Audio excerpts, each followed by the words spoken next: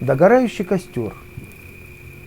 Я догорающий костер люблю в ночи, когда в нем пламя нет, горящие угли, лишь языки порой прорвутся между них, но синева сквозь дым видна в глазах моих, и только треск в ночи, а искры в темноту. Сижу я и молчу, вкушая теплоту, чтоб постигать костра магическую тайну.